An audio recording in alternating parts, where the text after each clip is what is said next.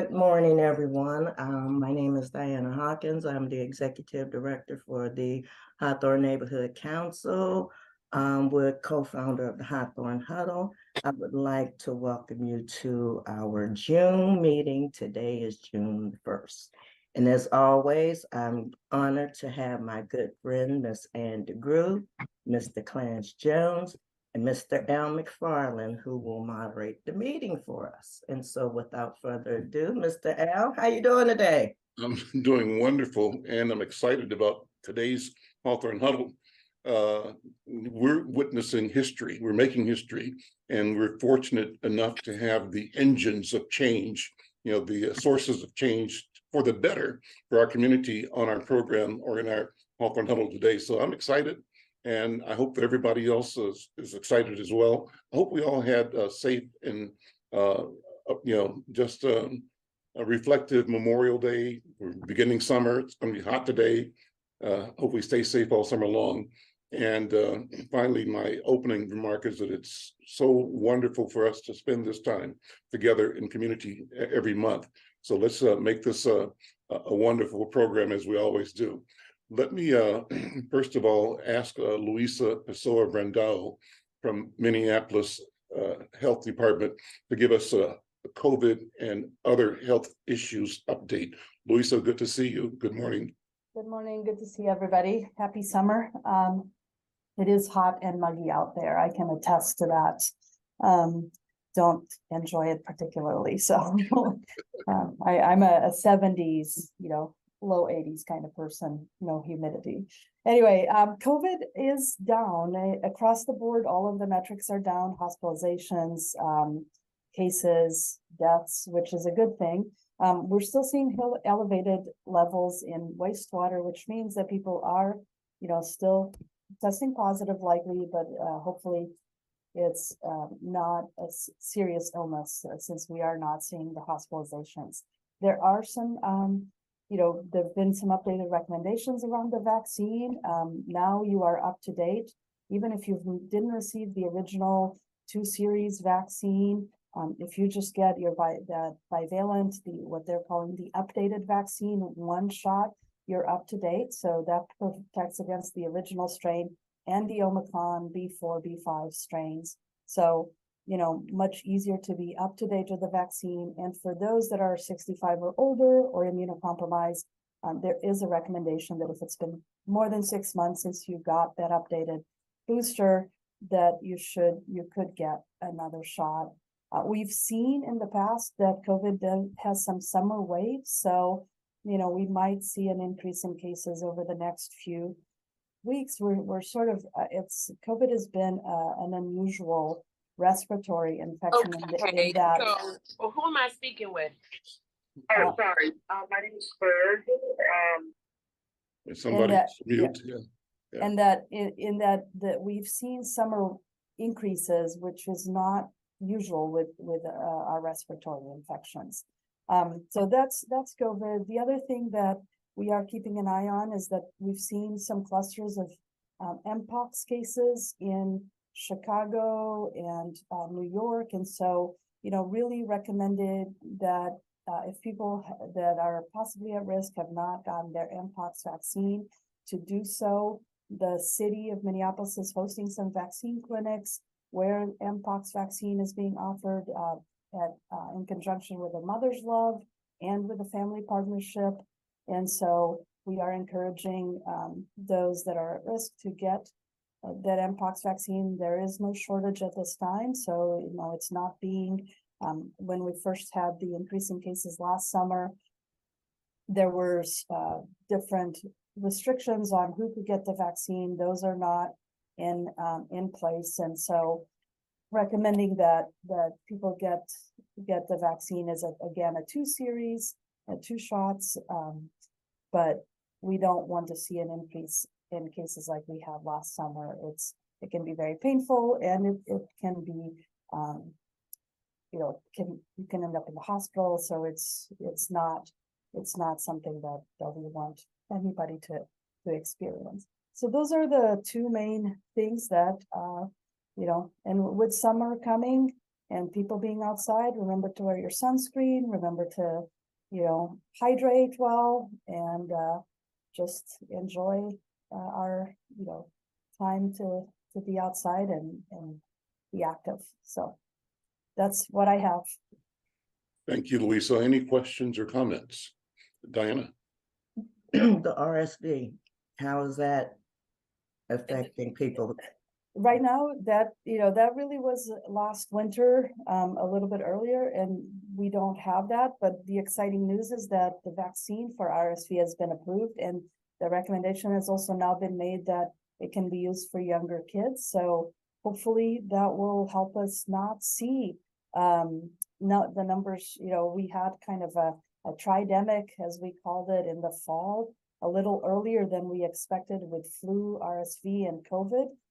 And hopefully the vaccine being approved for those that are 65 and older and for younger children will allow us to, tamp down on those numbers for RSV if there's good vaccine uptake. So I'm sure that as fall approaches, you'll be hearing more about RSV vaccine and having it be available, just because that is the cycle. Usually RSV is a fall winter illness as well. So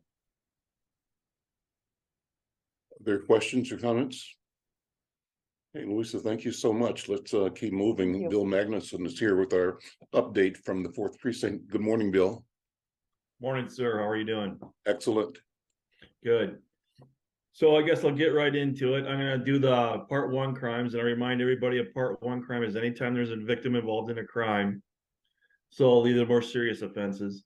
So for Hawthorne for May, there was 0 homicides. There was 1 rape, 2 robberies, 24 aggravated assaults, 7 burglaries, 10 thefts, 15 auto thefts, for a total of 59. So there's a slight increase, and we kind of expect that with the warmer months that it increases a little bit, but didn't have any homicides. We'd like to see those assaults down, of course. And so that's what we had for Hawthorne for May. Does anybody have any questions? Okay. Anyone? Questions? Bill, thank you. Sean, you're raising your hand. You have a question? Yeah. Does he have, Bill, do you have any information about the youth, the 14-year-old that was killed in the McKinley neighborhood that's been getting a lot of media attention? I know the family, it looks like, was doing a press conference at Shiloh. Yeah, so what we do know is it's an ongoing investigation. We had one of our lieutenants went up to the Minneapolis public schools to get some information too. So it might be somebody that we're not sure yet, but it's looking like it might be somebody that he was associated with. But like I said, we do have some information, but there's not a lot we can share. It's an ongoing investigation, but it might be some associates of his. Okay, thanks. Other questions or comments? Okay, well, Bill, thank you. As always, kudos to you and all of your colleagues at the department, the precinct, for doing an excellent job and working with us to keep our community safe and healthy. Thank you so much. So let's continue to the HUEMAN report. And this week, we're going to have that report presented by Dr. Rhonda Marie. Is that Rhonda Marie Chacolas? Thank you. Good morning. Happy June 1st, everybody. We have a lot of exciting information, and kind of to piggyback on the information that we discussed in terms of health, it is important to hydrate. And when we talk about hydrating, we want to say hydrating with water, avoid those sugary beverages, limit that use of Gatorade. I know people tend to go to that right away, but that is loaded with lots of sugar and salts. And so I am so excited to be here and first of all, talk about one of the events that we will be hosting, and that will be honoring Lou Fuller. And Lou Fuller, for those of you who don't know, was the first director of the MDH Office of Minority Health. And she was committed to eliminating health disparities that existed in our community. And so we will be honoring her Friday, June 16th from 12 to 3 p.m. at the Urban Research and Outreach Engagement Center, also known as UROC. We would love to have you. Invitations will be coming. Also, we've all talked about the opioid crisis and those things and how they are affecting our youth. And so HUEMAN will be conducting a series of trainings with several young people, Youth Saving Lives. Those young people will get Narcan training. They will get traumatic bleed training, and they also will get some training on how to respond to mental health crisis. The goal of that project is we will be getting several youth ambassadors who will also be training other young people. So lots of that to come. It's an exciting month for HUEMAN because we have about 20 different health fairs that we will be involved in throughout the community in partnership with many organizations, Hawthorne, City of Minneapolis, and we are excited for this summer. Feel free to reach out to me with questions, and thank you so much for having me today. Thank you for that excellent presentation. Any questions or comments? Okay, great, thank you, Dr. Chacolas. So now we have a special announcement from Diana, right? Honoring those who make us better. Diana, I'm passing the microphone to you. Thank you, Al. You know, this is so interesting. Let me see if I could share my screen here.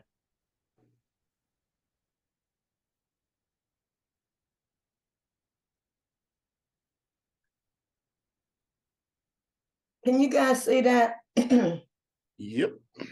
I am so proud to say that Mr. Clarence Jones, as of today, is an adjunct instructor in medicine for the Mayo Clinic. Let's give Clarence a round of applause.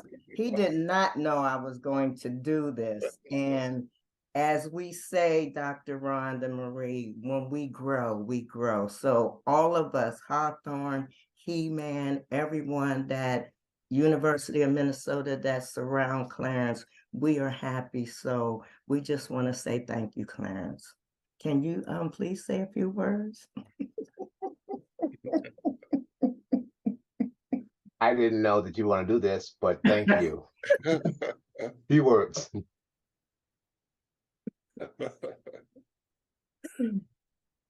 Miss Ann, I think you're up. Congratulations, Clarence. That's wonderful. So I am going to do the first award that we give for people who we want to honor here at the Hawthorne Huddle. And I am really excited to do the one I get to do because this is someone who has worked very hard for a long time. And I'm going to talk about a slice of his work, just a slice of it, because it's what I know best. Representative Fue Lee is a study in, I would say, perseverance and persistence. He has worked very hard in the legislature to ensure that our children and young people have access to after-school activities. And this year, after, I want to say representatively, you certainly can correct me, but it's been at least 8 years that you have been working with Ignite After School and other youth serving programs. You have been able to help secure $30 million over 4 years for the after-school community learning bill that will benefit children across the state, children and young people who want to engage in after-school activities who would not otherwise be able to do that. Representative Lee is the chief author of that bill and has been the whole time. So we want to thank you for that, but just for all of the work that you do on behalf of the North Side, on behalf of the Hawthorne Neighborhood Council. So thank you so much for your work. You've just been great. I know that the folks at Ignite love working with you because you are just great. You're just great to work with. So thank you. So on behalf of all of us, and just for our kids, for all of your great work, thank you so very much. Really appreciate it, and I'm very happy to present this to you, Representative Lee. And I would open to other people having comments before we ask. I'd like for him to say a few words, and if others have comments, put them in the chat so we can get them ready. like I said, that's a slice. Representative Lee has done a ton of work this year and over the years, but I wanted to highlight that because that's the work I do. And I know how hard it was to get this money. $30 million, folks, over 4 years. That is a lot of money. Hmm.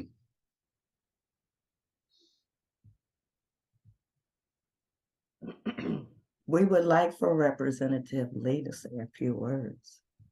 Well, thank you everyone so very much for this award. Really appreciate this. And you are correct. You know, it took us, you know, almost, I think, 7 years for me. And then just some background context for everyone here. As you all may know, during the budget deficits back in the Patlenti era, that's when they took away all the after school funding. And so we haven't had any after school funding from the state until now. And so I'm really excited that, you know, the three of us were able to fight for this funding for the entire state. Unfortunately, it's only for the next 4 years. And so as we continue to move on, how we're going to look at how we could put this into the base budget for our education so that we don't have to come back every year for a high quality after school program. And so I'm really excited and just want to say thank you all again for honoring me with this award this morning. Okay, great. Clarence, I think you're up.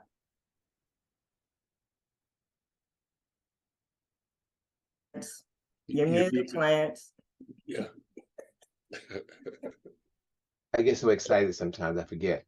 I'm going to be Hawthorne is really honored to be present an award to Representative Esther Agbaje. I hope I'm saying that correct. Okay. She is the state representative for District 59B for Minneapolis. And when I was looking up information about you, because I don't know much about you, but when I was looking up information about you, you're a renter, you are a transit rider, you're a lawyer, you're a leader. And I was looking at some of the things that you were focusing in on, and these are things that are of interest to Hawthorne, which was affordable housing, healthcare, and public safety. But even more interesting enough, as I was reading about you, I thought about a poem that I learned back in 8th grade. It was called "If" by Rudyard Kipling, and it was some things about your work that just struck me, and I want to just say just a few words. I'm not gonna read it all, just a few ones, but it was if you can talk with crowds and keep your virtue, or walk with kings nor lose the common touch, if neither friends nor foes nor loving friends can hurt you. Anyway, that poem spoke a lot to me about you, and I don't think I've ever had anybody who I've read anything about that it struck me as being so appropriate for. So on behalf of Hawthorne, I would just want to thank you for the work that you've done. We want to recognize you, and we appreciate the work that you're doing, and any kind of way that we can be of assistance to you, we would love to do that. So I'm gonna, yeah, I'll do that too. Anyone has any additional comments they want to make before we ask the representative to say something? This is Sean. I'd like to say something. I met Esther through the Volunteer Lawyers Network. I was the Housing Court Project Clinic Coordinator, and I coordinated a number of lawyers, whether it was working with the legal aid as well as the VLN offices. And Esther was one of the attorneys I would work with as we would screen clients and then draft legal documents and give legal advice. And she was always respectful, kind, courteous, smart, thoughtful in terms of how she presented information to the clients who were facing a lot of stressful situations and dealing with going to court and dealing with eviction actions. And so I'm so happy I had a chance to work with her very close. And so when I heard she was running from state representative, I was very excited, and I'm happy for her to be in the House and to get recognition. Thank you. Representative Esther, could you give us a couple of words? Yeah, thank you all so very much. I am truly honored by this award. It has been my privilege to serve the District 59B, which covers parts of Hawthorne, and work with, as Sean said, I worked with him before, and it's great to work with him again in this capacity and work with all of you. And just thank you so much for the support, and really looking forward to continuing our progress together. I think Al was saying earlier that there's like a new era of leadership coming in. So that feels quite daunting, but I know that together we can, we can achieve the goals that we justly deserve. So thank you all very much. Thank you. So Al, before you do your turn, I would like to say a few words about this next person, because I've given you three a new name. The three of you guys are now the three amigos. And that's true. That's you guys, boy, I just have to give all three of you your credit. But this next person, I just want to say from the bottom of my heart, he is very dear and near to me. And I really want to say this again, that I personally did invite him to come today. So I just don't want him to say that I didn't, okay? So Mr. Al, go ahead. Okay, well, everybody knows talking about the one and the only, the illustrious leader of the state of Minnesota legislature, the Senate President, Bobby Joe Champion. I had so much fun running a cover photograph on Inside News with the word President Bobby Joe Champion. I think our intent was to foreshadow what lies ahead in the opportunity of leadership and service that is the track he's been on from the beginning, and that he continues to demonstrate in a marvelous and powerful way as the president of the Senate and as our representative for Senate District 59. So Bobby Joe, as we all call him, is just the coolest guy. I've seen him operate in court. My family has hired him as an attorney to support us when we had challenges and needs, and he always performs and outperforms any situation or adversary. So we know that, and that's a personal testimony. But that same integrity and that same energy he puts into his work serving us in the Minnesota Senate, not only serving us, we're first, but he's also serving the entire state of Minnesota. And he doesn't have a problem navigating and managing and knowing how all of us are connected. So he's operating with a vision that is greater, that is expansive, that also keeps us, his people, his constituents at the center and at the table of decision in ways that deliver benefit. Everybody I've talked to in the past few days has been singing praises to the marvelous leadership and work that Bobby Joe has done, and in saying so, the team that he's leading as well. And so, Bobby Joe, it's just an honor to know you, to call you a friend. Let me tell you guys this. I had recommended to Bobby Joe a place to get some Jamaican food in St. Paul. He went and checked it out. He said, Al, there's a place that I get food from, a person who fixes it at home, and it's really, really great. I said, okay, cool. And called up one day, Al, I'm getting this food. I'm going to bring it by your house. I said, what? And so can you imagine a senior citizen in North Minneapolis getting the state senator dropping off a hot meal? Bobby Joe, you're the best. So Bobby Joe, thank you so much. And it's a pleasure to honor you from the Hawthorne Huddle, giving you this award of appreciation for your outstanding vision, dedication, and commitment to excellence. Thanks for putting community first. I'd be remiss if I didn't also elevate and celebrate your work in the field of, I call it the ministry of the gospel, with the music that you lead with the Excelsior organization. So Bobby Joe, say a word. Anybody else want to say something to Bobby Joe before we ask him to talk? So Bobby Joe, you can respond to all this praise that Diana and I are putting on you. Al, if you don't mind, I would be remiss if I did not honor Senator Champion. Senator Champion was one of my mother's most favorite sons, and it's been amazing as a young person watching you grow personally and professionally. I am so honored that you represent us and continue to blaze trails. Thank you so much for what you do for us. Shamika. Same. I couldn't let this moment pass without saying something, not only as Senator Champion's executive assistant, but as a friend, as a community partner.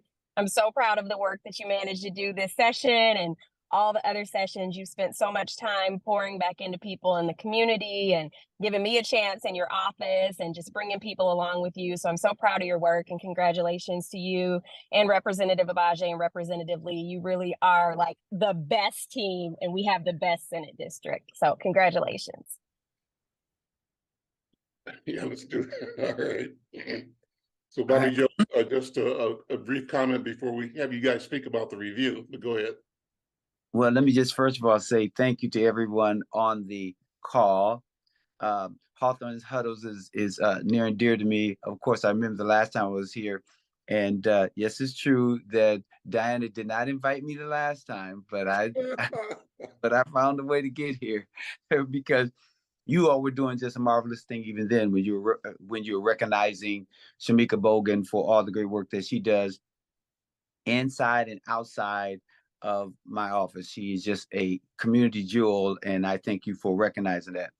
Thank you, Dr. Chicolis. It's so funny for me to say Dr. Rhonda Marie Chicolis. Oh my God, right? She even let you all say Marie, which is kind of interesting, just for continue to represent your family and your mother, who you know has always been near and dear to my heart. And Al, you know that you are the best. I call you my mentor, you know, and call you up and harass you, and you always show such patience, and so I appreciate that. And Diana Hawkins, you know, I appreciate you, and thank you also for recognizing the work of Esther and Fue, or Representative Agbaje and Representative Lee.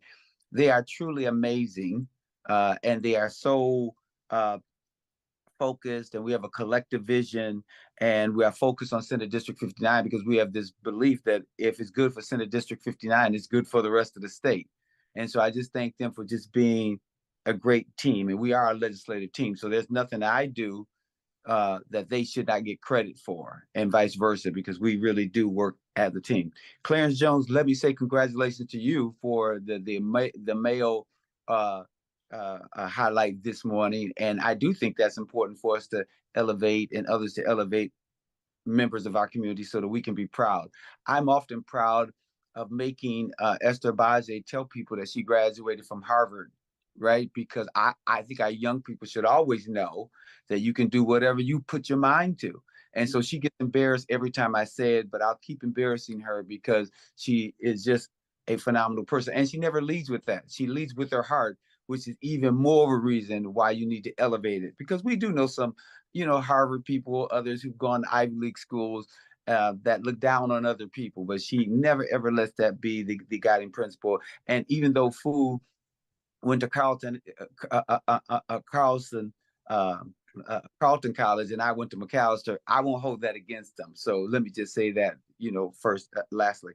But the last thing that I'll say is thank you for the award. Thank you for just you all supporting us as we did the Crown Act, and Representative Agbaje was, you know, the House author, and I was the Senate author. We did Juneteenth as a state holiday this year. We did Restore the Vote. We did Ban the Box and Expungement Before, and we even now have an Office of Missing and Murdered Black Women, right? As well as housing, whether it's Bill Wealth and all the other housing notions that we believe to be important, and the equity provisions that you will see rolling out more and more, whether it's in capital investments, where Chair Lee has been our fearless leader over on the House side. And so we just are appreciative of all things that we are able to do. So I'll just say, thank you, thank you, thank you. Thank you to Shamika, who I could not do this work without. And I just appreciate just the recognition. And I think that will be it. So I won't continue to talk.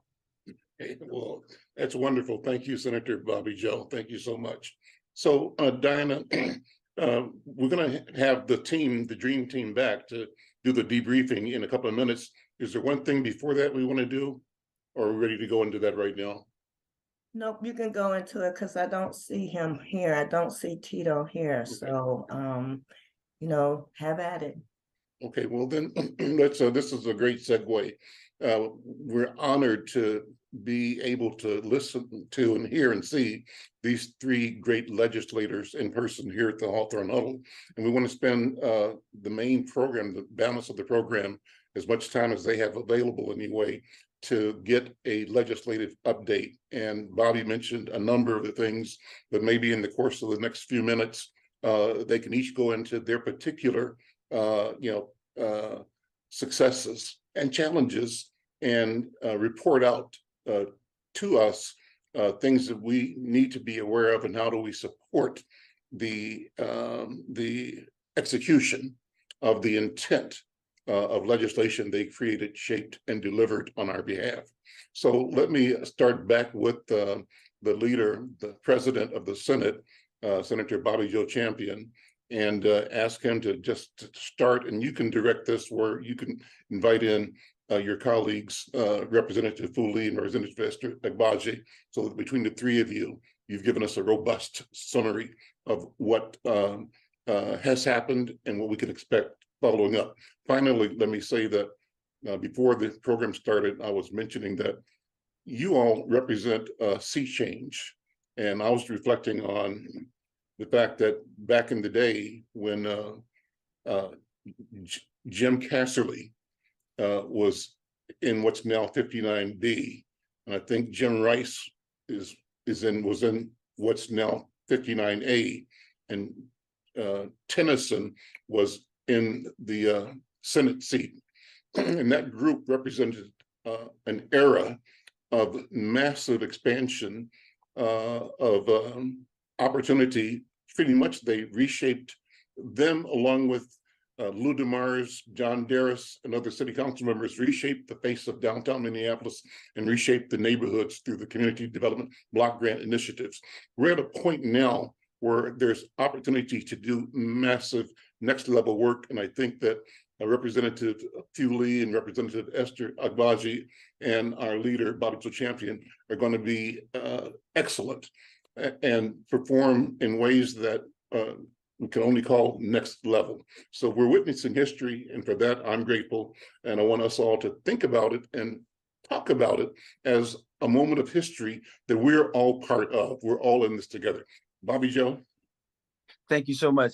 And we've done this a while. So how we've done it is we have let each of us talk about certain areas that we sort of lead in, but it's our teamwork, right? So even though one person, let's say Esther may be talking about housing, which she will, and other things, that's our team doing that work because we work together, right? So, and then Fue Lee, of course, will talk about, capital investments and other things, but again, it's our team. So because Esther's the lady of our group and the queen of our group, we always let her start off first to sort of lead and go the way that she wants, and she can highlight some of the other things outside of like the PROAC and other things. So as Representative Agbaje.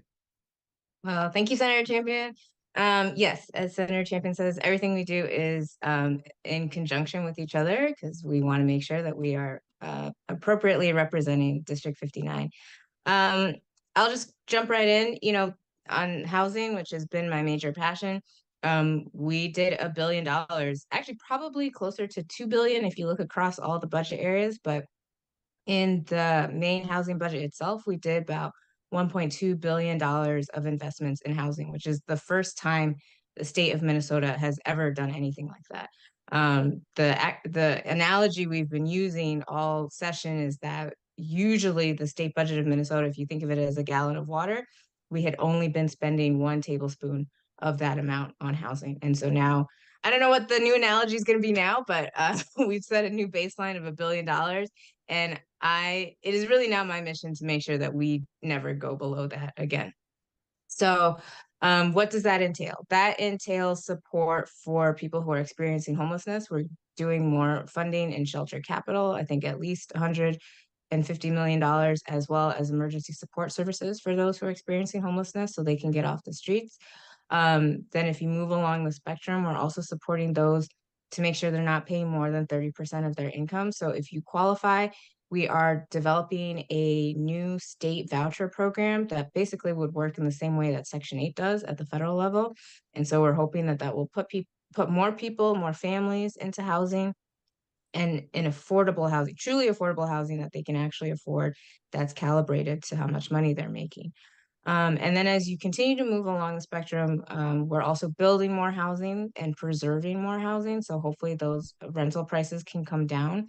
And then finally, we have invested about $150 million, if not more, in first-time home ownership. So particularly for those who are first generation, that maybe their parents never owned a home, they've never owned a home, but they have the income, they've been saving, they've done everything that they need to do.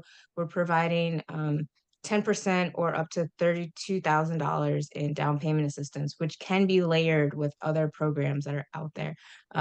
So the Star Tribune actually ran a story, and they had an example of a person that used 6 down payment assistance programs to get their house. And so this is something that we want to be like that, to add to the resources that people can have. So that's kind of the basic overview of housing. It's one of those things where we want to continue to make sure that we're building more housing, we're preserving more housing, we're bringing those prices down, and we're just ensuring that people have a safe and dignified place to live. On the healthcare front, I think some of the biggest news that came out there is the expansion of Minnesota Care. We are expanding that to our undocumented residents in Minnesota. And so wanting to make sure that people really do have that full access to healthcare, because we know that so many people go without, and then that leads to long-term detrimental impacts, particularly to themselves or their families or their ability to hold on to a job. So we want to make sure that Minnesota Care is expansive for that. We've also looked into, I think, now that the COVID emergency at the federal level has ended, we're making sure that families who have been on Minnesota Care and Medicare can stay on them, especially if they have young children, so they don't have to complete that paperwork all over again. So that's something that will happen. And then also, as it relates to Black maternal health, Representative Richardson had a bill that passed this year that allows people to have a person in them while they're going through pregnancy care. And so they have a designated person, which we know is really important because particularly for Black women, we are more likely than our white counterparts to face discrimination or other issues that can exacerbate any complications that we would have in pregnancy. And so by having that designated support person, that can be an advocate that you can bring in with you to ensure that doctors and nurses are doing their job and taking care of you appropriately. I don't know what other issues I usually talk about. Oh, so youth engagement type pieces. So we put in a lot in our education budgets, our capital investment budget, I think in our health budgets too, to ensure that we're also supporting young people. One of the programs that Senator Champion and I work on is with the Dr. Verna Price and her husband Shane Price. They have a program to support young people, particularly from our communities, making sure that they stay in school, that they have the mentorship that they need, that they can see a professional path for themselves. So we increased their funding this year. And I think there's also, Representative Lee talked about his after school program work that he's been doing. So that will continue to support our young kids, making sure that they have options and choices that allow them to play and explore safely with safe adults, as well as ensuring that they still get to be kids. And so that's kind of that's a snapshot of what we were able to do. We did so much. Some of the areas that we don't always talk about as much, but might be interesting to folks, is in our agriculture budget. We actually hit 20% of that budget going to BIPOC farmers. And so that means that those who are interested in farming, whether urban farming or acquiring land, outside of the urban areas, they have the ability and the access to do that. So we have a number of programs that are dedicated specifically to that. Also our legacy funding budget, which is funding that comes from a state tax that Minnesotans decided wanted to go into arts, culture, preserving our environment. A bigger number of that money is also going towards communities in our neighborhoods to ensure that our culture and our heritage is also being addressed at the same level as other Minnesotans. So I'll stop there and hand it back to Senator Champion and also take any questions. So and let me highlight a couple of things or underscore some of the things that Representative Agbaje talked about. One is the work with Representative Ruth Richardson, which continues. Remember, I talked about the Office of Missing and Murdered Black Women. Representative Richardson and I, all of us worked on that, as well as most people don't know that we even changed the law last year about organ transplant donors. At one time, they used race as a determination to determine if you can get an organ transplant, and then how they dealt with race, it was negatively when you think in terms of people of color, because they would say, hey, if you got this organ transplant, we're not sure that you should get it because you live in this zip code and you're Black and you won't necessarily do the things that you need to. So we took discrimination out of that. As it pertains to even young people, we passed a number of juvenile justice provisions that would help prevent young people from getting in trouble, intervene if they get in trouble, but also have consequences that would be appropriate to allow them to change their behavior in the juvenile justice system. Dr. Verna Price and does Girls Taking Action. It used to be Girls in Action, but now it's Girls Taking Action. And so she's expanded that program, and Representative Agbaje is right. We've expanded that, and we've expanded to also embracing Shane Price, who does a lot with formerly incarcerated men and employment and all those other things. And so we were successful in getting them some resources along with Restore the Vote. We know that we are excited about the fact that 55,000 of our Minnesotans will be able to vote this year. Now, last but certainly not least, before we go on to Representative Lee, we also made sure that there was money available for the Minnesota African American Museum, so that they could get some resources that they need. And we're looking at changing some things when you think in terms of legacy. And so that's an ongoing fight. But along with the Minnesota African American Museum, Charles Copwell, we got some money for a project that he's going to do with some young people. So we are excited about that as well. And with that, I will go on to our worthy chair of capital investments, who can, talk about, Northside projects, and then anything else that he believes to be important, and what were the guiding principles around capital investments, because we got a number of folks from Northside. If we were just to concentrate in North Minneapolis, that got some great things. So with that being said, Chair Lee. Thank you, Senator Champion. I'm really excited. Today the governor will actually be signing the capital infrastructure bill that we passed, the 2.6 billion, the largest infrastructure bill that we will have in state history. And to Senator Champion's point, I think just looking on the spreadsheet of the organizations or the folks that will be receiving funding on the north side, did some rough math. Roughly 40 million will be coming directly to us. The link, it's an emergency shelter, Neon with their food incubation business, Appetite for Change. We got 6 million for Avenues for Youth, shelters. We got funding for PICA, Head Start, Phyllis Wheatley, Kemp Parson. I know that Senator Champion's been pushing for that. Senator Champion was able to get some funding in for Turning Point. Our big win was funding for V3. That will be a big community asset for the entire north side. We also got funding in there for We Win Institute, and then also for the Satori Village housing development. And so those are just the one that I could think of that you could actually draw it to the north side. But just remember that the investment that we made throughout the entire state is 2.6 billion, and it will be signed into law today. And so just touching on some other points around education, I do want to note that, we finally got ethnic studies passed. I don't know about all of you, but, growing up the north side, I did not know that we have such a thing as Asian American studies, African American studies, or anything like that. And now we have ethnic studies that will be offered in all of our public schools going forward. We're increasing the number of school counselors that we have to address some of the mental health issues and some of the other issues that we're seeing within our education systems. And then also closing the special education crop subsidy and the EL, the English language learner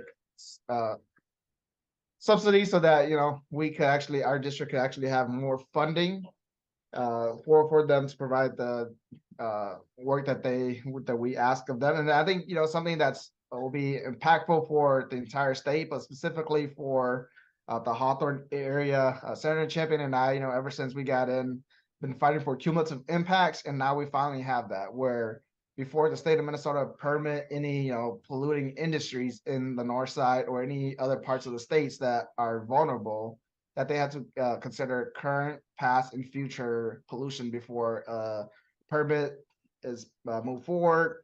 And then the HURT facility in downtown Minneapolis, we have an appropriations in the capital investment bill for Hennepin County to build a new digester facility in Brooklyn Park. And we have language in there that, if they want that funding that we have allocated to them, that they need to come up with a plan to close down the HURT. That's a requirement under law right now. And so I'm really excited about that. Just some of the other environmental justice piece, we created a community air monitoring pilot program. And so I would encourage all of you who has an interest in our, air pollution over here, just, the quality of our air, take a look at that and apply for some of that funding. That's for community groups like all of you to actually apply for funding to get these equipment so that we could track the air quality in North Minneapolis and report it to the state to see if we could actually have some meaningful policy to address the concerns that we have. And so I'm really excited about that piece. And then, just continuing on with some of the fight that we've been having, that if there's going to be any environmental pollution, like Northern Metals or any other bad actors like that, 40% of that funding comes back to the local community that will be impacted if a settlement is over $250,000. So that, if you're being, taken advantage of, or you're being hurt because of one of these polluting industry, that you directly get the funding. And so I'll just leave it at that for right now. And then I know that Representative Agbaje may be able to speak more about the tax policies that we have.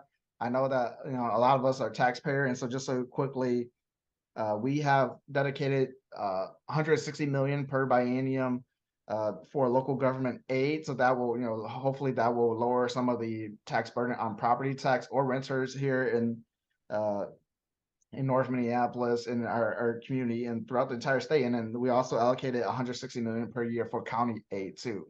And so even though that may not directly come into your pocket, that will help hold the city and the county from, raising property taxes to fund some of the critical services that they are providing. And so I'll just leave it at that for right now and turn it back over to Senator Champion or Representative Agbaje if they want to add anything else. I'll just add on the tax piece. There's also provisions in there to help keep property taxes level, so that way they're not increasing exponentially over the years. So I know that's something that definitely directly affects our community. So we're hopeful that that will help keep property tax rates the same for folks. Similarly, going back to kind of young families, we have a very expansive child tax care credit. So families will receive $1,750 per child if they qualify, which the phase out starts at $35,000, and it phases out, I think, by like 12%, depending on how much income you have. But it does mean that, even up to like $50,000, $60,000, you'll still receive something for your kids. And so I think that that's really beneficial for folks to make sure that they are having the support that they need to continue to take care of their family. So we're really proud about that, as well as having those, again, who are I-10 filers who may not have a social security number, to also be able to partake in that as well. And so we're just, a lot of the policies that we pass were just very expansive and very inclusive of all of our communities. And so, so we're really glad that we were able to get many of those things through. And on that note, also remember that when we first started session, we did federal tax conformity, which was roughly $100 million. And then the tax bills, $4 billion in cuts. That also includes, for some people, those WAS checks that are coming. So there are those who are excited about that and those who are like, oh, okay. But we want to make sure that you're clear about that. And in the tax bill is also money for public safety, and that definition is expanded. It's roughly $350 million. That was also to help fund and deal with the 2 gun provisions that we were able to get passed. One was universal background checks, and also the red flag law. So that's monumental, just because we haven't always had that opportunity. And when we think in terms of education, NAS, Northside Achievement Zone, of course, receive money. And then when you think about housing, Build Wealth, and 9,000 Equities, where there's this intentional strategy to make sure that African Americans or Black folks are able to, to purchase a home, because we understand that the threshold to improving your quality of life or building wealth is a home ownership. All right, so jobs and economic development, that's the place where I'm the chair. We spent roughly $968 million.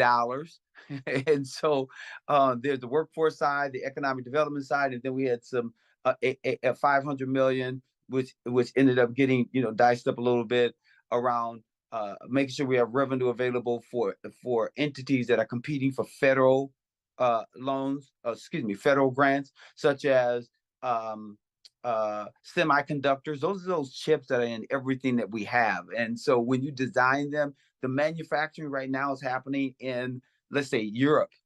And if we want to get something manufactured, usually you have to go there. So what happens if Europe and others decide that they don't want to sell to us? It's an issue of national security. So the Department of Defense has really been pushing us in order to make sure that we do something on state level, even though the federal government has done roughly $52 billion, 39 billion of that is supposed to go towards outreach and connections with people of color. So we allocated $250 million to semiconductors, Polar, and others, just to make sure that that's clear. And then we did $100 million for bio-industrial manufacturing. Did you not know right now, and our federal champion in that area has been Congresswoman Betty McCollum. Did you not know that they can take a dandelion and reproduce some of the things from it so that there are products that can be put in the marketplace to even do rubber? So there's all these innovative things that can happen. I know I did say a dandelion because we're usually trying to get dandelions out of our yards, but there are ways by which to do it. But also, in addition to that, that's that one notion. When we think in terms of workforce and economic development, we've had a number of people from North Minneapolis, from Kenya McKnight that we have given money to, Tim Baylor, Emerge, Summit OIC. This list is so expansive, where we've tried to touch in every area possible. But also, what I'm also excited about is the Promise Act. We have allocated $125 million that is going to North Minneapolis, South Minneapolis, St. Paul, and some for rural Minnesota, because we do have to think about them. And there's a certain allocation for North Minneapolis of roughly $32 million just in this area alone. And 80% of that number is for grants. Not for loans, it's for grants. And we even have micro grants. So those businesses that make less than $100,000 a year, they can apply for micro grants. Then those businesses that make less than $350,000, and then any business can do a low interest, 0% interest loan that's forgivable. And the two entities that are going to be controlling this money and working with our neighborhood associations and groups, MEDA, which is led by Dorothy Bridges, a Black woman, and NDC, which is led by another Black woman. Her name is Renee Dossman. So we're really excited about that, the Promise Act, the possibility, and the way to go forward. And that still means you still got emerging developer money that we got in there. Competitive grants is a lot of money, and it's intentionally dedicated, along with jobs and economic development. And I can answer more questions about that. And you can see the long list of people who have received money. What you don't see in that job bill is money for Dr. Bravada Akinsanyan doing the work there in order to make sure that we are grooming and getting Black folks and African Americans and Africans or people of color involved in the mental health notion. So it's the African Wellspring, I think is what they call it. And Al can correct me on that name, but we got money for them as well. But as I was mentioning, in addition to jobs and economic development, you have paid family and medical leave. We finally got that passed this year, so that will help folks. We have earned safe and sick time. That's something else. There is a lot of discussion around transportation and the Blue Line. We got some language in that bill that would help Lynn Park and others, where folks are concerned about how the municipalities came up with the preferred route. And so there's a real incentive in there for that dialogue to be reopen. Cannabis, most people have been hearing about. We passed that. There's a expungement process where I was on WCCO yesterday talking about that. PROACT. Women can decide what they want to do with their body. We at the government should not be making that decision. And so we're excited about that. And even though this seems non-sexy, I'm talking about catalytic converters. And so we've had so many thefts when you think in terms of catalytic converters that we had to do something. And so some of the OIC also got money. It's just a cross section of intentionality around resourcing our community, both on the workforce and economic development side, capital investments and education. I can go through almost every bill where we pushed around inclusion and us at the forefront. Now, does it account for everything that we want? No. But we are certainly much further along than we were before, and I'm excited about that. So there's so much we could talk about. I can think of more that we should be talking about because we have had such a dynamic and wonderful session thus far. And so I'll pause there to see if there are any questions. Let me start. Go ahead, Clarence Jones. Go ahead. Unmute Clarence.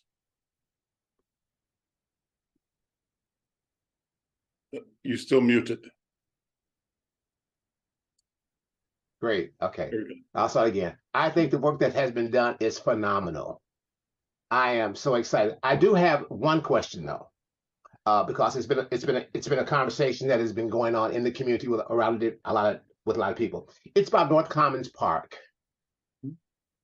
Could we have some conversation about that? I mean, is there some funding for them, or is it? So just so you know, we gave money for North Commons before and was the catalyst. We gave North Commons 5.125 million cash. And that was when they had first come. They were talking about what they wanted to do. They leveraged that money with the city, county, and others, where they should have over $11 million just from that deal. And then it's my understanding their foundation raised some money. North Commons has to decide what they want to do with the money that they have now. And it's been sort of up in the air. And so I would just encourage them to become much more comfortable understanding what they want to do and what is their plan. Because their plan is kind of all up in the air.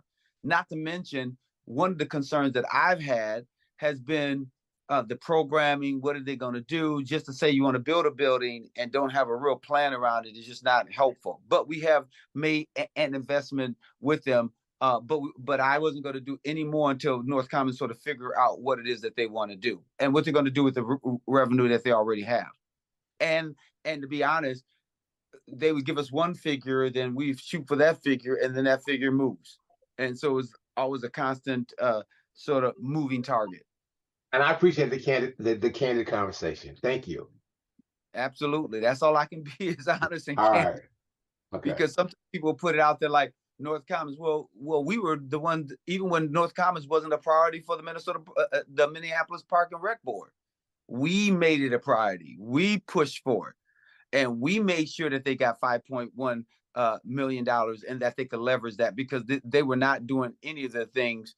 The park board wasn't doing any of the things in order to make North Commons a priority. But since then, we've also talked about their pool. Like, there are days when it would be super hot outside, like it is 90 degrees, and you go by there and there'd be no kids there, right? Because there was a cost associated with it. But then we can go on 44th and there would be no cost, right? And there are tons of families there. And not to play one against the other, but I want there to be consistency across the system that encourages us all to take advantage of these great assets. Any other questions? Al, it looks like Ann has a question. Ann, go ahead. Yes, Senator Representative, a question for you about early childhood. I had a briefing yesterday about some of the amazing things that have happened for early childhood, and you talked about the child care tax credit already. But if you could address a couple of other things, the early childhood kind of community has worked hard for years to get some things to happen, and some things have happened. And I'm wondering if you could talk about some of those things.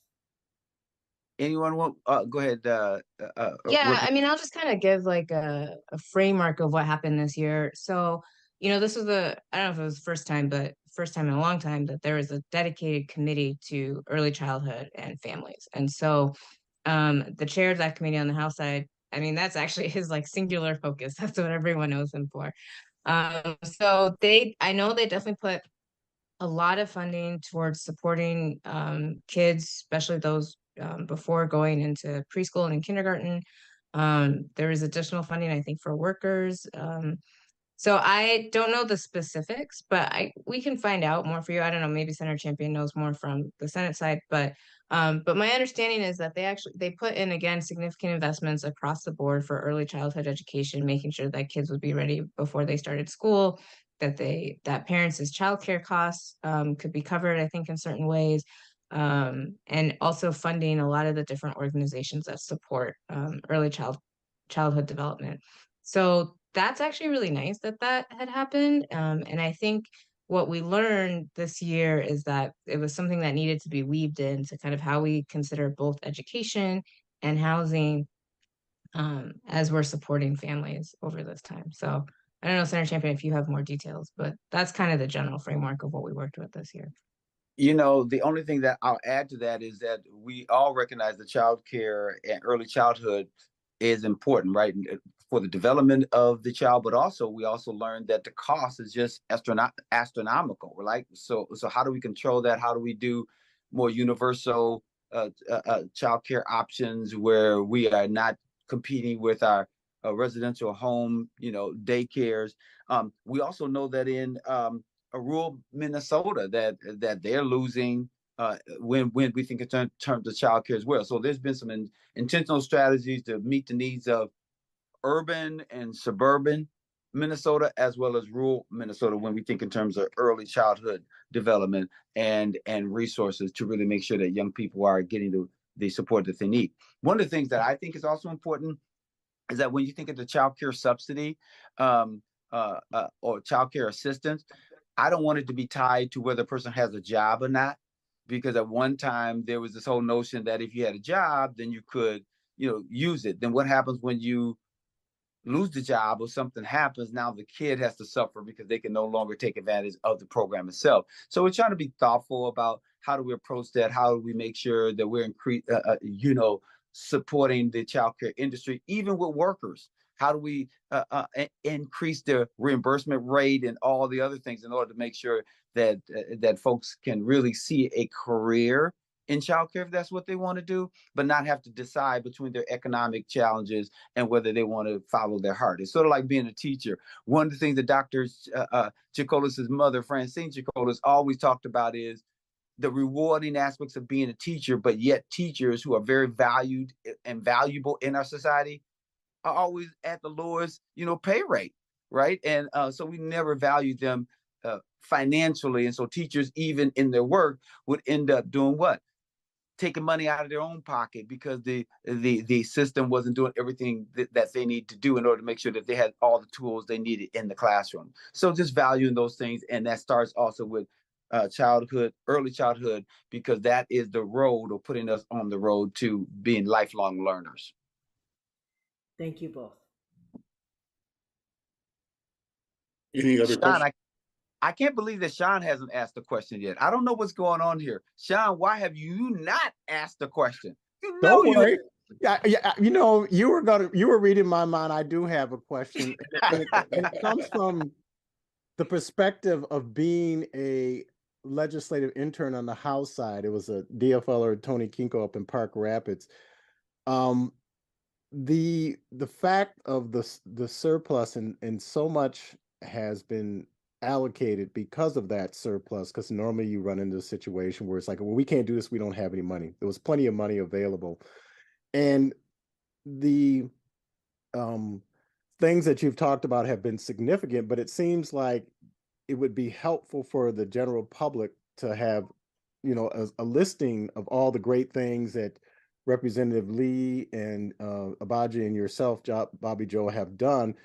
Because what I'm trying to drive at is if the people can get a sense of the resources you have brought into the district and connect that with, it does matter about who's in party, whether it's the DFL or the Republicans, and how it makes a difference for the district would be helpful, because there's a lot of people out there that, you know, believe that elections don't impact them, elections doesn't have consequences. And so I've been thinking about a way in which people can really feel the impact of what the three elected officials for this district has done for the North Side. So that's the question I have, and I've, you know, been prodding some other people about, really spell out about the impact of resources that have been beneficial to the African American community, as well as the legislative districts that you represent. So that's my questions, getting that information out there so people can really understand it. I think you're right, Sean. I think, you know, this is something that I've been having a couple sleepless nights about, not because of not feeling good about it, but because we've done so much, and that there are people who sometimes track it, or some people who only track a certain portion of it. You've heard Chair Lee talk about the impact in North Minneapolis, right? But guess what he didn't talk about? Ujamaa Place in St. Paul, Walker West, you know, all the others, and then also the Latino community and the Hmong community, and just other places, spaces where us pushing equity and inclusion and making sure that there's resource. I do think that there has to be a way to capture those two things, like what has been helpful in North Minneapolis, but also what's the larger picture and the larger impact as well. Because you got, you know, Latino economic development stuff, even in my bill, you got African Development Corporation. There are all sorts of entities where those entities may not be in North Minneapolis, but is that push and the guiding principles that we believe in that has resulted in success in those other areas, or in St. Cloud and Cairo and all the others. So I think you're right, and we will find a way by which to do that, because I do think that there is a need in order to separate those things out and then somehow report that out in a way so that people can actually see it and go, oh my God, because it is true. We had one-time appropriations here. There's some ongoing things that we had to try to put in place because there are ongoing needs, but we wanted to meet the moment. It's meeting the moment and making sure that the right people are at the table to continue to fight for what we all believe to be important. So I knew that you would have something to say, Sean. So don't try to hide anymore. I'm looking right at you in this box, bud. Yeah, I'll just add to that too, actually. So like the Posse Caucus, which all three of us are a member of on both our respective chambers, you know, we put out a one-pager that kind of just did a brief synopsis of all the work that we were able to accomplish this year for Black and Brown Minnesotans across the state. So I'll email that to you, Sean, and if you know, I know you have a huge listserv, so if you want to send that out Can to you folks. put it in the chat? I don't have it in an online format. I wonder if I can attach it in the chat. I'll try to figure that out. Link or something like that would be great. But otherwise, I'll email to Diana and Sean and you, Al, as well. If you guys want to share that with folks. We're also, you know, the legislature also continues to put out like different reports of what happened. And so as those come out, we'll make sure that you guys get those. And then Dr. Bruce Corey is also really good at tracking a lot of what is specific to Black and Brown Minnesotans. And so I'll follow up with him to see if he's going to have another report for the end of the session about all the accomplishments and making sure that that gets out to community as well. And then we'll have our 59 report, and we'll also be doing a 59 event in the next couple of weeks. And, you know, we'll make sure everyone is invited to that too. Yeah, that's good, because we are going to try to put something out like that, because I think that's so important to track all of this and really elevate the profiles and the work that has been done. So no, that's a great question, and thank you so much for following up on that, Representative Agbaje. I have a question, Al. Go ahead, Diana. Are you guys doing, well, don't mean to say that, but are you doing anything around the opiates? Because that is just like really getting really, really bad. You know, there's always work that's being done around opioids and also around addiction and that collective picture. So yes, there's a lot of resources that's going into that area. You heard, I heard about the Narcan sort of stuff and fentanyl, you know, and not just on a consequence side. But one of the things that I talked about, even when you think in terms of Broadway and Lindale, when we saw a ton of people always hanging out down there, and we could ride by and openly see people using drugs, right? And so I talked to, whether it was a metropolitan, council, to say, hey, how do we make sure not only do we clear out those areas, but we make sure that we got a turning point down there. We got some other folks down there that's talking to people about where you can go, what you can do in order to address the underlying issue, which is addiction. I think if we're going to be successful around public safety, that we have to deal with the root causes of public safety. We can't just deal with the surface matters. So yes, there's resources and money around opioids and fentanyl, and making sure that more money is put into treatment options, and specific cultural competency treatment options as well. I think that's good, because now they're trying to press the schools to have Narcan in there, stuff that's been legalized now. So I think that's great. Yeah. Thanks. Thank you. Other questions? I have who was it? Oh, it was me. Just go ahead, to follow up what you said, Bobby Joe, talking about the intersection of Lindale and West Broadway, aka the Murder gas station and Merwin's Liquor. When I go by there now, it appears that people are not hanging out, don't know the crime statistics going on there. But what I do feel is that if our state wants to not have the crime that was going on in a location like that, we can do something about that. And there was something done. What do you attribute to the change that took place? A couple things. One is when you think in terms of what happens in the city, that becomes the responsibility of the city, right? Number one, the city's supposed to do something. Number two, that is also supposed to be in conjunction with law enforcement, but also community groups. I also attribute that to your 21 Days of Peace and your other people, or whether it's your the group that trades with, we push for peace or whatever. But there's and then the Attorney General gets involved and starts saying, hey, business owner, you have some responsibility here too, right? You can't just sit here and ignore what's going on. And so I think it's the intentional understanding and decision of all partners to say we have to do something. Even Sanctuary Church, what they started doing some things there, right? So you got involvement of the faith community as well. So I think it's everyone coming together and recognizing that there's a challenge and a problem and doing something with it. Then you also had, as I sort of mentioned earlier, Turning Point and others going down there saying, hey, we have Turning Point around the corner. We can get you a bed, or we can, if you don't want to go to Turning Point, you want to go someplace else, we can make sure that happens. And so I think it's all of those components and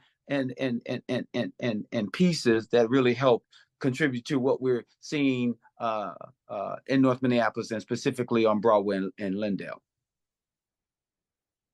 Oh, and I'll mention the last thing. There was also some discussion about the park police, and even with the Minneapolis Public Schools, because there was a discussion that we had at Hall Elementary School about young people walking through that way in order to get to Hall.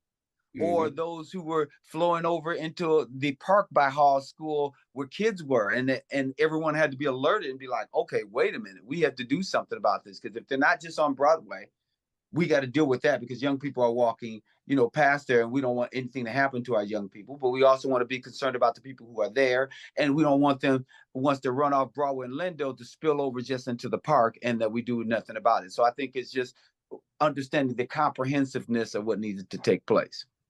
Thank you, Bobby Joe. I have a general question or comment that I'd like you and the representative to respond to. I recently interviewed Representative Samantha Vang, who represents the northwest corner of Minneapolis, Brooklyn Park, Brooklyn Center. And she was also a trailblazer, I think one of the youngest persons elected to the House of Representatives. I think the first Hmong, was she the first Hmong representative? Oh, certainly in Minneapolis, I think she was. But there may have been other Hmong representatives. Women, first woman. Yeah, maybe from Minneapolis, because you had what's her name from St. Paul? Oh, anyway, I'll think of her name. Yeah, right. So, but I think first and one of the youngest out of Minneapolis as a young woman. But what that interview revealed is what I'm hearing again with you, Representative Esther and Senator Bobby Joe, and that is that you talked about is it Pocky or Pocky? Pocky group. Posse, like a Pocky, posse. POCI. Yeah.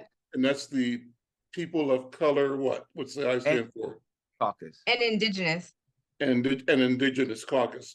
So that's really a big super game changer in the state political machinery. Would you guys both talk about what it's like, what it means, and what it holds in terms of an ability to cooperate, collaborate, and leverage the shared vision to support our communities? What she said is that we got to deliver a lot of money to our communities. You both have just attested to that as well. But there's an intentionality where sometimes in the past, maybe a generation ago, we had to kind of accept what happened when they finished their business. Their business might be the Iron Range, or it might be farmers, or it might be suburban, community growth. And when all that was done, then our representatives were able to say, what about us? And we ended up as communities getting kind of leftovers and crumbs. We weren't at the center of the negotiation in the way that you all are now. And that centeredness really puts you in a leadership position that hasn't been seen before. So talk about what it means to have the Pocky caucus and what the future holds for our citizens, our voters, and our community with you all operating in such a marvelous collaborative fashion. Senator? I'll say, first of all, I think this is a really good question, and it's a very important one. Is because the Senate, for an example, has been the most diverse it ever has been in history. Mm-hmm. When you think in terms of Senator Muhammad, for an example, who worked with me on a number of different things, but we also know for driver's license for all as just an example, or Senator Umu Verbatim, or Senator May Quaid, right? And then there's others, right? And the importance of that ties into the Pocky caucus is when you have, and Senator Kunesh, when you have a number of voices at the table representing different aspects of Minnesota and lifting up those issues and having friends, there's something significant to having friends and other people who understands your plight and who's willing to work together in concert with each other and not feel like if the Hmong community gets something, then that means the African-American community can't. No, why can't we get it both, right? Why can't we get it for our Latino community? And having a mindset that is just not enough for me just to say only African Americans. Yeah, that's important, but what about my African community? What about on and on and on. And I think that I often say, and it's true, if you're not at the table, then you're on the menu. And so I think the diversity of voices and a shared value system and a shared collective a drive to make sure that we get the things that we need to get as a community. And I expand the definition of community. And I was expanding the definition of community even when Senator Jeff Hayden was with us. Because I didn't say, oh, those people in South Minneapolis is not really my community. No, those people in South Minneapolis is my community as well, which is how I could fight for the urban garden or fight for a pool in South Minneapolis because young people were dying because they didn't know how to swim, right? And so I think that having that understanding and saying wherever there are people that look like us, that those folks are part of our community as well. So I do think there's value in having diversity and diversity of thought, but a collective vision towards inclusiveness and for us to drive for the resources that all of our communities need. Bobby, how did it feel? I remember reporting over the years, Insight calling you and Senator Jeff the dynamic duo, because you guys were there two people, but sounding like an army and having to take on the attitude of being an army of two, representing all of Minnesotans, but making sure that our voices and our decisions, our issues get to the table. How did it feel from then to now, where you've got several more people of color in your chamber with you? That's question one. And I got a follow-up question too. Well, I mean, feels good, number one. Let me just say it that way. Because in 2015, when Senator Heatlh and I were fighting for equity and fighting for direct appropriations at a time when there were no direct appropriations to us, and for us to say and demand that we do something because the system as it sat at that time was not helping us. Even if you had competitive grants, people were like, oh, you're picking winners and losers. Well, guess what? You have direct appropriations for all the other people you want. Right. And we recognize that the system as it sits is not working for us. So from there to now, where we got 35 million, but now to be able to say we got millions and millions of dollars that are directly appropriated to the communities that we want, because there's that intentionality to deal with the equities and the disparities or the disparities that we are dealing with in real time. So it feels good to be able to turn to 2 or 3 people who said, oh, no, I'm gonna fight with you. You're not alone. I'm going to fight with you. Let's go. Right. And so I do appreciate that. Second part of the question is, how did it feel, Bobby Joe, to hit the gavel the first time? And how did it feel to close out the Senate session with your gavel as well? I watched you on TV, and I'm telling you that, like everybody else that I know that saw you either doing that online or live or in the news clips, it's just a feeling of pride to see you doing the business of our people and the business of our state, you being the business of our state. So how did you feel? Were you looking at yourself at the same time or just in the moment? No, it's really surreal, right? Because when you're doing something like that, first of all, when you are working towards, or in that moment, you're saying, you know what, I'm going to run to be the president. I had no other person to look at to say, I'm following it in the footsteps of this person because this person was president. I would be the first. But you know whose footsteps that I was also walking in was those of Randy Stanton and John Jefferson, and and all the others that were there before me, right? May have been on the representative side and not the Senate side, but also understanding what my community sort of put in me too, right? Because we dare to think we could do anything in North Minneapolis, even though you're looking at yourself like, how are you going to do it? We always said we gonna figure out a way to get it done. So when I took the gavel, that was the first time that I ever had even been in the president's rostrum. I would never go up there before. So I was in the chambers and knew what was going on because I always sort of follow along. I look at the rules and so on and so forth. But there are times when others had asked me like to fill in, and I say no. I wouldn't, and I don't know why. I always said no. So when I did it the first time, it was surreal because I recognized that I wasn't doing it just for me, but it's also for all of us, right? And I knew it's the most elevated position when you think in terms of visuals and television and attention. But I wanted to also revolutionize the presidency. I didn't want it to be just a figurehead position. I wanted to really be active and thoughtful, and also have a committee that has a budget, right? Do all the things that people are looking around saying, oh my God. But here's the thing, I could also understand the significance of the role because I've been in the minority before, and I'm in the majority, but I'm still a minority. So I know what it feels like when people don't hear you or listen to you or let you talk or give you an opportunity to express your thoughts. And so it's amazing to me the number of people that I talk to who says, I watch you. And I never thought as many people watch the legislative process, but more people now telling me I watch because I'm watching you to see what you're doing, right? To me, that's rewarding. And lastly, Al, it's rewarding when young people come and they're from North Minneapolis or South Minneapolis, or they're kids of color, or they're Latino or whatever. And then when they introduce me as the president, their mouth dropped like, are you serious? Like, really? Like, yeah. Right. And then for them to talk and go in the office, because I have this office suite there, because I have 2 offices, one in the Capitol and one in the other place. And I let them come in the office. They just roam around and they're like, oh my God. your office? And I'm like, yeah, but here's the thing. If I can do it, you can do it. That's There's right. nothing unique or magical about me, right? We have the same opportunity. Sometimes we have to fight harder, and I can be that voice and be able to speak to them because I can talk from experience, and they can see someone who looks like them and know that it's possible.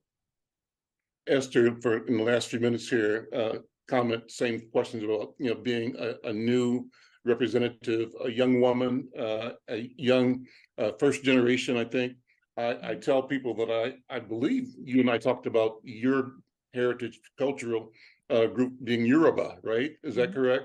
And and I'm a Yoruba, so I claim kinship to you in the name of our Yoruba. My DNA puts me in the Yoruba land as well.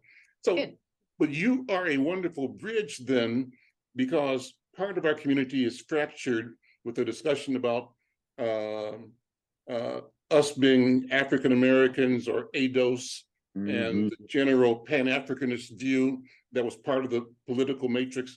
And we're kind of evolving, but all of that stuff sort of comes together in you, because you're African American, and you're not offended by the positions that different people take. You have the unique ability to understand and elevate and navigate and bring us all forward. So talk about your feelings and your experience.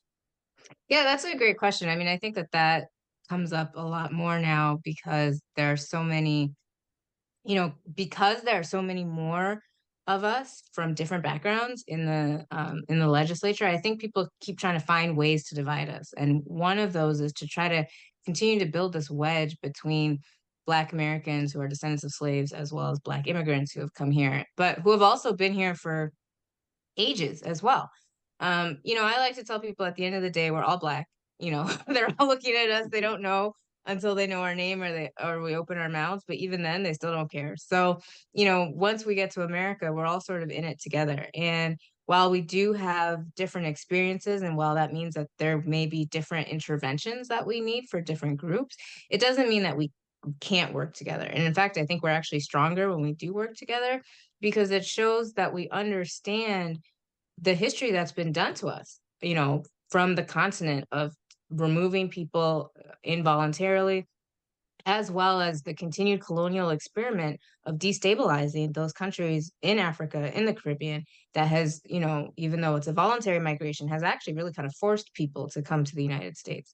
And so understanding that, in those experiences, we have a lot to fight for together to make sure that we get what we deserve in this country that has used the labor of enslaved Africans, or even also the labor and contributions of immigrants who've come here. And so I think that that's an interesting perspective. And, I'm happy to lend my voice to that as someone who grew up in the United States, spent my whole life in the United States, but also have parents that come from a different country and can speak to, what's happened in Nigeria specifically, but also having an understanding of what happened on the continent.